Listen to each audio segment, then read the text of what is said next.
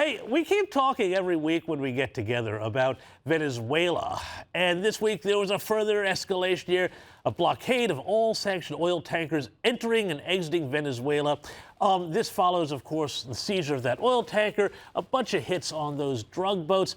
When is this going to come to some sort of head one way or the other? Because I feel like we're in this kind of phony war at the moment, but where it goes next still feels very odd. Can you give us any insight as to the potential strategy here? Because I think a lot of people are waiting for this to actually either turn into something or just go away. Yeah, you and I are sort of on the same page. I don't think it's going away. One of the things that Susie Wiles did say in the interview, by the way, was that the plan was to continue to bomb the drug boats until Maduro just said uncle. And I guess that means leave office. I think that's how it's being interpreted. I think now that Trump is in, he can't just leave. He has to do something. I don't know how he claims victory and pulls all the military out. I think it's being reported now as the largest naval armada in history in the Caribbean. You don't bring that kind of firepower down there and not use it. So something has to give. If it's really regime change, then they're going to have to stay down there until they get their regime change. But I have no idea what the administration is doing. The same circumstances that exist today existed when I was the chief of staff, and we never would have contemplated military action in Venezuela because Trump never would have wanted it. So if you're confused about this, don't feel bad because a lot of people, including his former chief of staff, are as well. Fair enough. And, personally, just sitting down here in Australia, I'd rather see some of those ships in the Pacific. But hey, I'm no Admiral Nimitz. Another story which caught my eye just before we went to air here, and just to go back to this whole question of what's going to happen next year, the Democrats now say that they are going to run candidates at every state and congressional seat in the state of Texas. Now, I think this is a very interesting strategy here because it suggests to me that they feel A, confident, but B, that they are looking to do something where they force the Republicans to stretch their resources and tie up manpower and dollars across this entire huge state. Does this suggest that there's a confidence among the Democrats, despite the Democrats polling, as I mentioned at the start of the show, really appallingly and far worse than Donald Trump as a party? Look, the Democrats have been looking at Texas now for 20 years as a prize they think they can get, and they don't get close.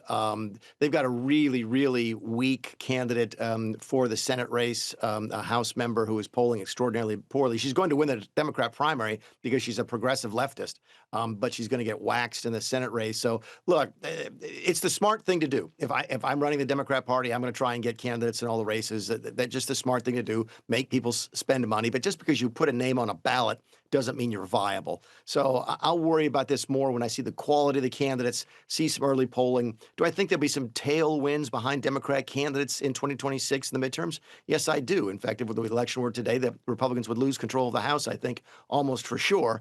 But there's a long way between that set of circumstances and the Democrats being really, really viable in one of the reddest states in the nation. Yeah, no, look, that's fair enough, Mick. Hey, also, just finally, before I let you go, really interesting story here that Ford is moving to basically axe electric vehicle production, shifting resources back to petrol, gasoline-powered cars. How much of this here is due to the Trump administration's policies around changing fuel standards and not forcing people into EVs? And does this suggest then that the U.S. auto market making market is going to start to be able to once again fight back against all of those very heavily subsidized Chinese EVs, which we are seeing flooding America and, well, not America now, but also Australia?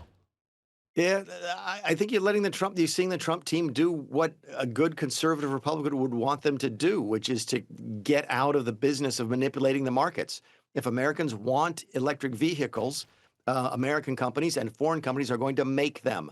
What we had was a giant perversion or distortion of the market over the course of the last 10 years, where the government essentially used tax policy to social engineer. They said, look, we know you don't really want an electric car, but here, we're gonna make you buy them by changing the rules so it makes it harder, more expensive to have petrol cars, gas-powered cars, and then give the subsidies for the EVs. Look, EVs make sense. I own one of them on an island that's only 3 miles long down in Florida. That makes sense there. If you live in Montana, they make 0 sense at all. So I'm glad to see the Trump administration getting back to some free market forces here. I wish they would do it in other places as well. Yeah, I'd like to see Australia take a page out of that book when it comes to EVs versus petrol cars as well. But, you know, you live and learn. Anyway, Mick Mulvaney, thanks so much for joining me, and a very Merry Christmas to you and all the Mulvaneys.